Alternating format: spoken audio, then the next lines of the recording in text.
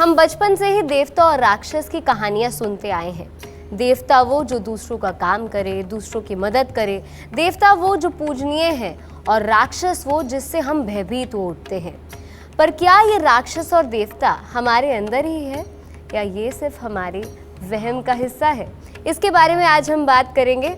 गुरुदेव, पहला ही सवाल इससे संबंधित आपसे पूछना चाहती हूँ, क्या वाकई में देवता राक्षस होते हैं? बेटा, अगर इस धरती पर जो सबसे पुराने साइंटिस्ट रहे हैं, रिसर्चर रहे हैं, टीचर रहे हैं, यानी कि हमारे ऋषि मुनि और हमारे भगवान, जिन्होंने इतना कुछ सोच समझ करके ये ग्रंथ लिखे हैं, इतनी कहानियाँ हमारे लिए बना करके गए हैं, बेटा वो सच ही हैं।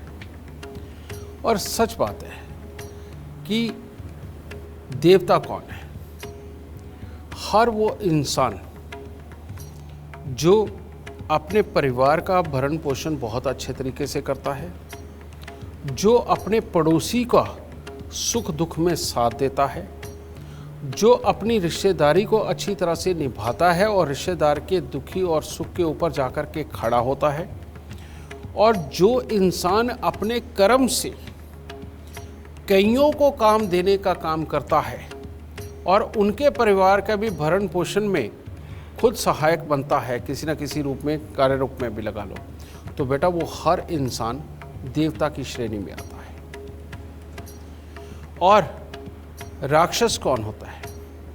राक्षस जो अपनी ज़रूरत को सिर्फ समझते हुए दूसरे से छीनने का काम करता है, और दूसरे से छीनते हुए जो उसके परिवार के बारे में, उसके अपने शारीरिक हालात के बारे में नहीं सोचते हुए वो सामने वाले को चोट पहुंचा देता है, और वो बेटा राक्षस होता है। और जो इंसान की सिर्फ मानसिकता सिर्फ इतने तक ही हो कि मेरी ज़रूरत ये और ये मुझे किसी भी सूरत में चाहिए, तो बेटा ये राक्षसी मानसिकता ही होती है। ठीक है?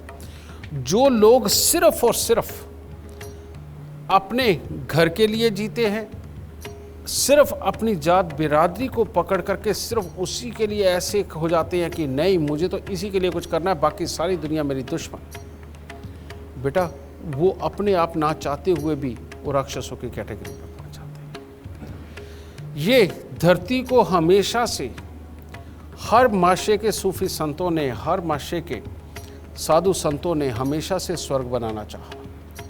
अगर उनकी ही ये कोशिशें हैं कि आज भी धरती के ऊपर इतनी बड़ी मात्रा में इंसानियत जी रही है, एक दूसरे के काम आती है, एक दूसरे के दुख दर्द को समझती है और मदद के लिए भी आती है, बेटा ये सारा माशा जितना है ये सब देवताओं की कैटेगरी में है, समझे?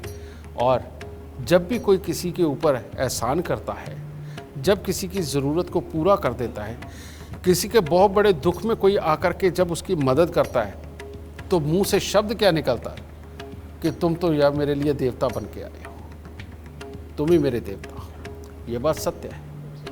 तो हम ही में से कोई देवता है। और जब कोई अपने स्वार्थ के लिए हमें लूट के ले जाता है, हमें चोट पहुंचाता है, हमारे लिए ही कुछ बहुत बुरा खड़ा कर देता है, जब अंदर खाते हमारे लिए प्लानिंग करके हमारे परिवार को तोड़ डालता है और हमारे बने बनाए कामों को जब कोई बिगाड़ देता है, तो बेटा वही राक्षस होता है और उसके लिए ही बद्दुआएं निकालती है। तो बेटा ये बात सत्य है कि ये राक्षस भी होते हैं, ये देवता भी होते हैं, और सारे यहीं पे वास कर रहे हैं। और शायद यही कारण है कि दुनिया की इतनी ज़्यादा जेलों के अंदर कोई कमी नहीं है, भरे ही पड़े हैं। ठीक है?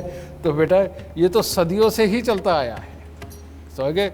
जब से परमात्मा ने यह धरती बनाई है तभी ये साथ साथ ही पैदा हो गए थे बेटा, और वहीं से ये सिलसिला सारा चल रहा है।